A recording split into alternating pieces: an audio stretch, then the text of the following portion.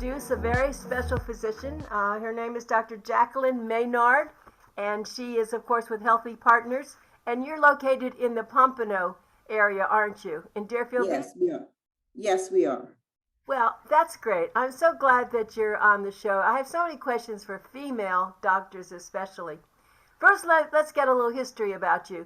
When you were a little girl, did you have one of those cases, the little nurse cases that, we all had, doctor and nurses? No, I didn't have a little doctor's case. So, No, I don't remember that. I grew up in South America. We did a lot of playing outside, so not a lot of toys and doctor's cases. We did a lot of running around outside. okay, so what made you as a female, which was a little unusual years ago, to be a physician? What triggered that? Well, my dad was epileptic. He had a motor vehicle accident and became Ah, epileptic. And when he would have seizures, it really frightened me. And I didn't have a mother, so I was in a home with him, and I had to be the one to help him and go to the pharmacy and get his medications. And I guess taking care of him and wanting him to be well and not being able to make him well, it sort of triggered that interest in, because I knew what it felt like to sort of have no control and be worried and frightened all the time. Dr. So I Mayo, that's a guess very it's good explanation, but there are many people that care for people, but they don't have the ability or the talent or the chance to go to college. So, how did that happen for you? well, again, I grew up in South America and Where particularly? in Guyana, in British, used to be British Guyana. It became independent, so now it's Guyana. And so, yes, we didn't have a lot of money, so I could never look into the future and see that I would be in the United States and be able to go to medical school. We had no medical schools there. So none of the doctors who I saw as a child looked like me. They were all foreigners and I never understood that it could be done. So I went to university there and I did a degree in biology and chemistry because that was available. And so I started my career by working in a research lab. And then I got married and I had a child. And then I got the opportunity to come to America. And that was exciting, but still coming to America with no money or anything. And I always heard here that medical school was extremely expensive. I couldn't, so I went to nursing school. So I started out university and I was doing classes with people who were also going to medical school. And they started asking me, so, hey, what medical school are you going to apply to? And I go, I'm not going to medical school, I'm going to nursing school. And they said, well, why not? And I said, I have no money. They go, we don't have any money either. And they sort of educated me on how you get loans to be able to go to school. And so that was the beginning of me realizing that it could be done. So I Hooray. became a nurse. You are a real hero. That's a I, beautiful I, story. I worked as a nurse and then I did prerequisites for medical school. And where did you come when you came into the United States? Where exactly did you arrive? I arrived in Miami, but I actually lived in Orlando because I had an aunt who was there. So my husband and I and my child, we went to Orlando. We stayed with her until we got our own place. And then, I went to UCF, which is University of Central Florida, and I did a nursing degree and I worked in the hospital in Orlando. And while I worked as a nurse, I did prerequisites for medical school. And then I went to University of Miami for medical school. I just want everyone to know you're listening to Dr. Jacqueline Maynard. And I have to just share this about it. The reason you have a very fine reputation, and I attribute that to the fact that you are a nurse as well as a doctor. Many nurses, they can't replace a doctor, but they do a lot of things doctors don't do. And I'm so glad that Healthy Partners, and that's your affiliation, found you. That's a rare thing. Most people don't go through what you did. And so I applaud you. Yay. So let me just ask you. So now you're a primary care physician. I am, So yes. you're dealing with mostly people, I suppose, who are seniors, 65 and older? Mostly, I in recent years, I've seen some younger patients, and I enjoy that too, because I think when I see younger patients, I take the time to applaud them for coming in, and I take that opportunity to get them to understand it's so important to do preventive health. And even though you're young and you're healthy and you feel well, come in once a year and let us, check you out, and if we see anything beginning to go wrong. So it's good to get them in early and get them interested in doing preventive health. And that's very smart, but in addition, many of them turn out to be the caregivers for the elders. That is so true. Yes. Yes, and a lot of them are coming in sometimes with grandmothers and with mothers, and yes, and we also take that opportunity to educate them and to also get them to understand that it's important to do self-care and to care for themselves as well. I'm glad the people who are watching this are listening to you. I hope that they really get that, and don't be so quick to go to Google. As a physician, I'd like to discuss some of that. I'm sure that people come in and they're telling you what they have, right? And what you should be doing. So why don't you direct some answers to that? Well, I always remember that I had a professor an attending senior physician who always told us, listen to the patient and the patient will tell you what's wrong with them. So I don't tell patients not to go to Google. First of all, I say, I'm glad that you're interested enough in your health and you're trying to find out what's wrong. But then we talk about Google in general and why, many different conditions can appear the same. So it's okay to read. When you read, you come in and let's talk about it. It's not the Holy Grail. Google is not the Holy Grail. And if you have a physician and you trust your physician, then you come in and I'm happy that you're reading, but let's discuss what you read and what it means and what it doesn't mean. That's a very good answer. I think that's very smart that, yes, they just have to realize, though, that they're now with a doctor. And you can explain. Sometimes people, friends, or because I'm a gerontologist, so people say things to me, and I know it's so wrong, and I'll say, why don't you talk to your doctor? Just like with the shots. Yes. People were not getting their vaccines because they heard from friends, and I said, ask your doctor. I said, I've had all my shots, and you shouldn't play that game. Have you had any problems with people like that?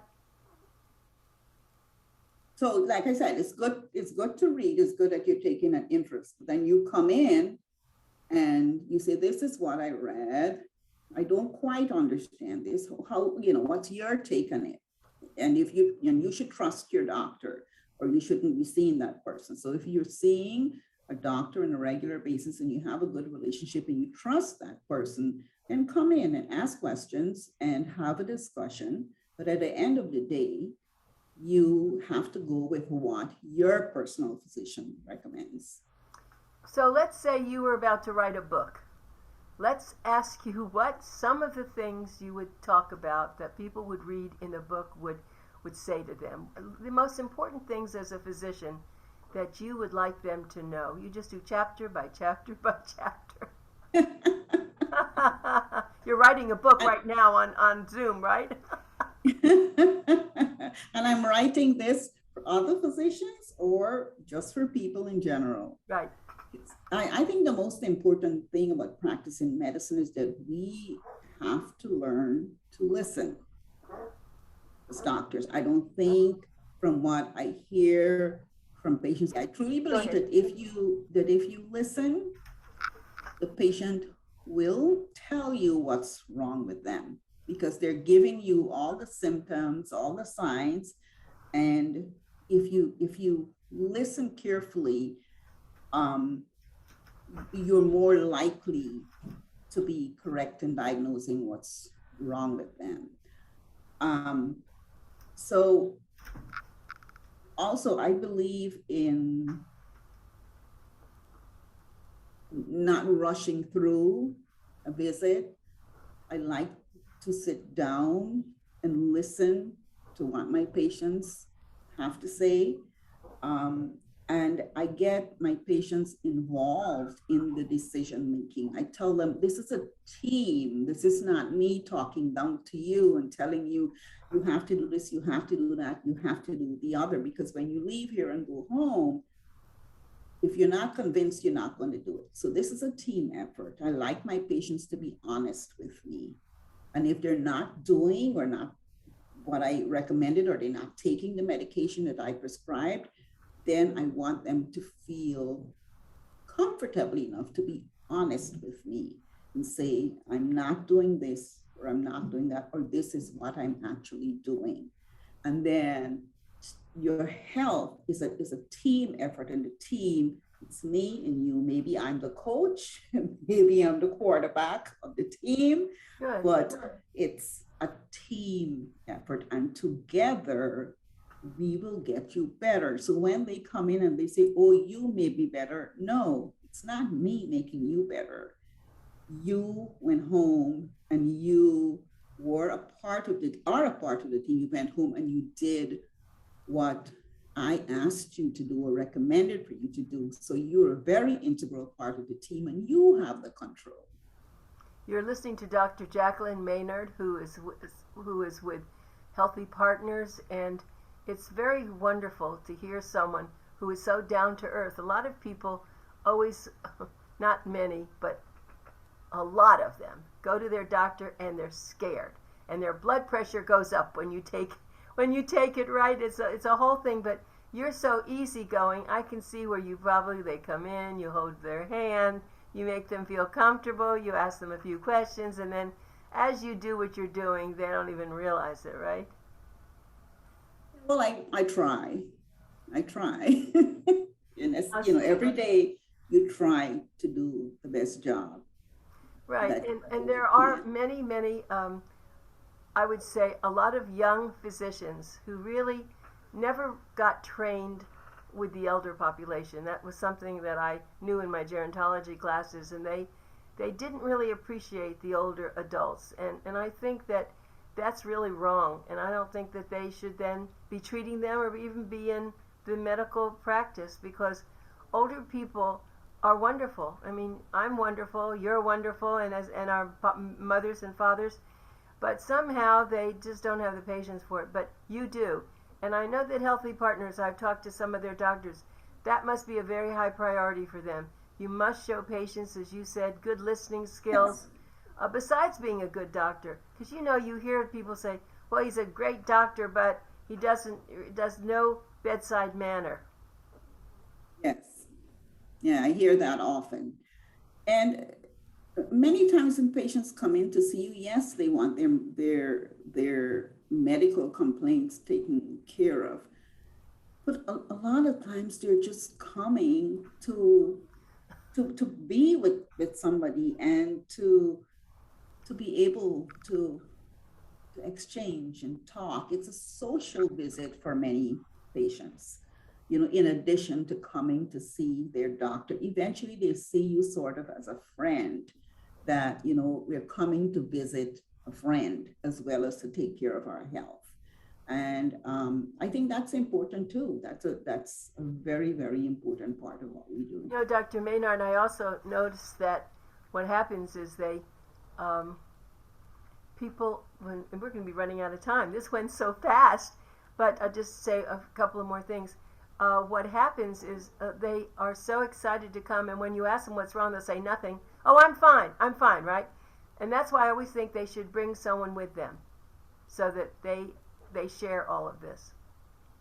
Well, many older people live alone, so they may not have that person to bring with them. But I encourage them that before they come in, to write down like the 3 or 4 most important things or questions that they wanted to ask. But yes, it's also good to have somebody with you, because then, they can remember, some of the things that you discussed, some of the information. They can remind them that, yes, we did discuss it. But before they come in, to prepare for the visit, and to write down the most important things that they want discussed that day. And sometimes we're not able to address the 10 or 20 things that they wanted to be addressed. So to choose the things that are most important, and make sure that we address that. So at the end of the visit, I always ask, do you have any? Because sometimes at the beginning of the visit, no, I'm fine, everything's fine. Right. But at the end of the visit, go, is there any questions? Are there any concerns? Are there anything that you want to ask that you might not have thought of? So that's very important. I have seen many, and just a different topic, but I think that physicians could help a lot with this. There are many older drivers who shouldn't be driving, but taking away their car, we know what that does for them. And there are many ways that they can have, whether they can afford an extra driver, or they can afford, the county has buses to take them. Do you run into this problem with people driving?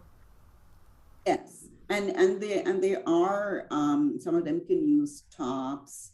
But yes, when the patient comes to the time where they're still driving, and I recognize that maybe they shouldn't be, and we have the talk. And what I try to tell them is that, look, I can call up the Department of Motor Vehicles or send them a letter to tell them that you're no longer capable of driving safely.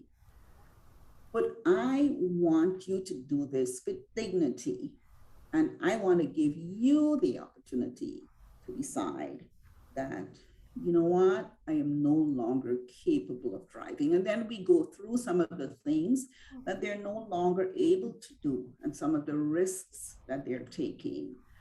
And I encourage them to make that decision themselves. And I present it just like that. I want you to do this with dignity. I don't want to call up and say, take her license or take his license away and stop him from driving.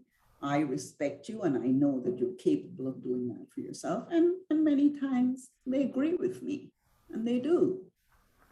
That's lovely. So, And also, what I wanted to say is the doctors, though, they should use their prescription pad to talk about giving up the driving, because a lot of times it's all verbalized. But patients, when they have a prescription pad and they have it, it's like taking medication. So yes. that's something I have suggested, because look, if they could hurt themselves, they can hurt other people.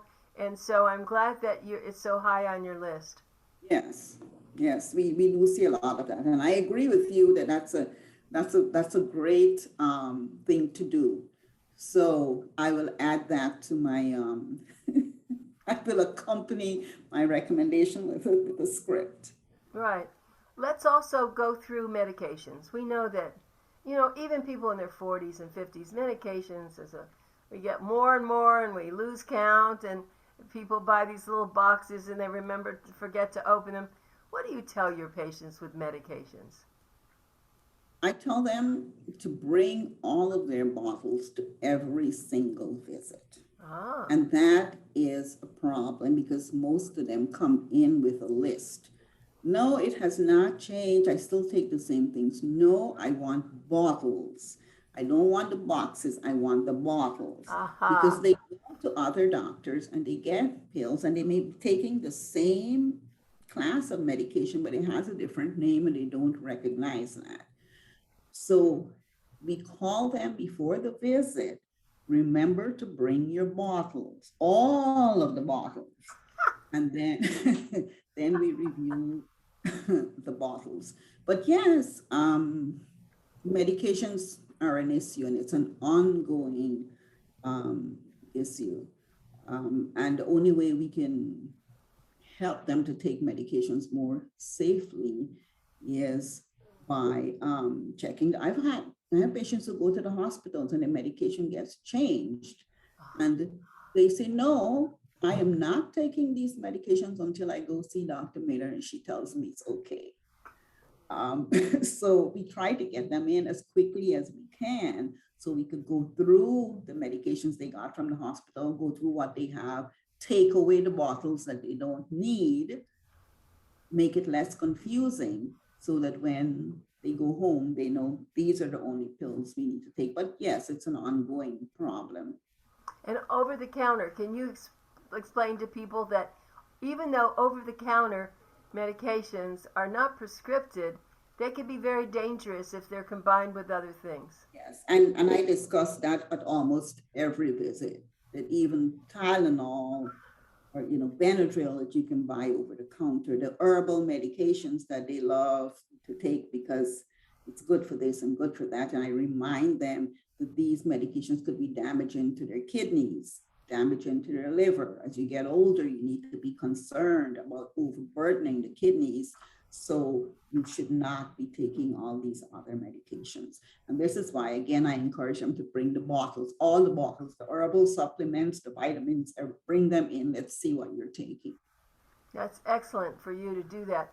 And tell me what when people are having trouble walking, do you encourage them to use a walker? Forget the wheelchair at the moment, but sometimes they hate it. People are going to think I'm old, just like hearing aids. Oh, they're going to think I'm old. What do you tell them? I try to get them to physical therapy so that the therapist can work with them to walk more safely, to kind of widen their gait. Even if they're using a walker, put it at a height that's right for them, and to try to get them to move.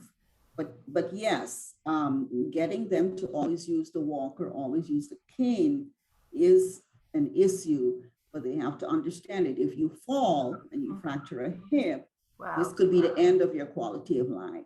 Yes. So, but yes, the physical therapy is the thing I start off with. I try to encourage them to go so that they can be as strong as they can be. They can, be as balanced as they can be. But yes, if they need a walker or a cane to work with them, especially the ladies, they don't like the walkers. But yeah, it's a necessary thing, and it does so much to maintaining your quality of life or improving your quality of life. In the few minutes we have left, Dr. Maynard, since when you started with your medical training, what do you think is the most major change that has happened in your field? Well, electronic health records has been a major change. And it's still taking patients time to get used to it, and us too, because now we're walking into a room with a laptop, or you're walking into a room with a computer. And many patients say, you're looking at the screen all the time, and here am I over here. So that's, to me, one of the biggest changes. So I'm spending a lot of my time at night or in the morning reviewing charts, so that when I go in the room, I can face the patient and talk to the patient so they feel like I'm paying attention to them and I don't have my back to them and paying attention to a screen. That's a major. Dr. Maynard, what a way to end this show. That has been the most. I used to teach sensitivity training to doctors, nurses, and people, because that was the big problem. There's someone sitting there. They're not facing them, just like we're facing each other. And it's a terrible thing. And what you've just told me is absolutely beautiful. And you take your time. Oh, well, I know they love you at Healthy Partners. And I'm so glad you took the time to do this. You talked about a lot of very important things. So thank you again. And Just keep doing the And thank good you, work Anita. you do. Thank you. Yes, Thank you. Dr. I enjoyed this. Yeah, well, I enjoyed it too. Maybe we'll do it again, but congratulations. Okay. You've just been terrific. And I'm Well, going to thank say you. goodbye now to Dr. Jacqueline Maynard, and you'll be able to see her on YouTube and Facebook and LinkedIn, and so you're going to go on and on forever. So All right. Well, I'm thank going to say you. goodbye. All right. Bye-bye.